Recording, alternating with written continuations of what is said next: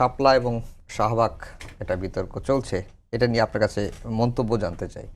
এটা অপ্রয়োজনীয় বিতর্ক আমার কাছে মনে হয় না একটা, কারণ 2013 সালের সেই শাপলা এবং শাহবাগ সেটা 13 সালের প্রেক্ষাপট। 13 সালে সেই সময় পিনাকি ভট্টাচার্য শাহবাগের পক্ষে অবস্থান নিয়েছিলেন। পরবর্তীকালে তিনি গণ অভ্যুত্থানের পরে এই মানুষকে জাগাতে বিশাল ভূমিকা পালন করেছেন।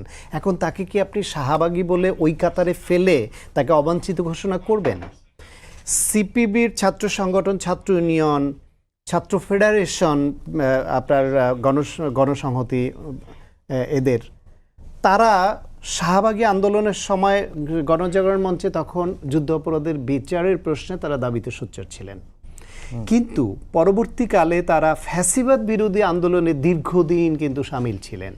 এখন তাদেরকে আপনি যদি গুলিয়ে ফেলেন, আজকে দেখেন এই যে এই ছাত্রদের সংগঠনের মধ্যে হাসনাত তো ছাত্রলীগের নেতা ছিল, সার্জিস ছাত্রলীগের নেতা ছিল, পদধারী নেতা ছিল।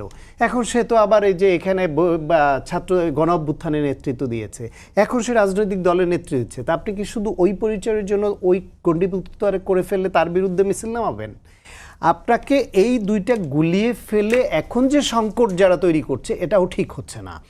আবার এই ছাত্র ইউনিয়ন, ছাত্র ফেডারেশন সহ যারা আবার শাহবাগের ধর্ষণের বিরুদ্ধে যে ন্যায়সঙ্গত প্রতিবাদটা করতে গেল, তাদের সঙ্গে আবার সেই শাহবাগী খ্যাত চিহ্নিত কেউ যারা দেখলে অনেকের অ্যালার্জি হয়, তাদেরকে আবার সামনে আনাটা উচিত হয় নাই। এটা তাদের একটা ভুল সিদ্ধান্ত হয়েছে। আবার এটাকে কেন্দ্র করে আবার যে পুলিশ আবার তাদের বিরুদ্ধে সরাসরি মামলা দিয়ে এই সরকারকে যারা ক্ষমতায় আনার জন্য ভূমিকা রাখলো, সেখানে ন্যূনতম একটু হলেও তো এদের একটু ভূমিকা আছে এই দলগুলোর, তাদেরকে প্রতিপক্ষ বানিয়ে ফেলে। এর থেকে কত ভয়াবহ সব ঘটনা অতীতে ঘটেছে, আমরা তো মামলা করতে দেখিনি, আর আজকে এই ছাত্রদের বিরুদ্ধে মামলা করতে হবে।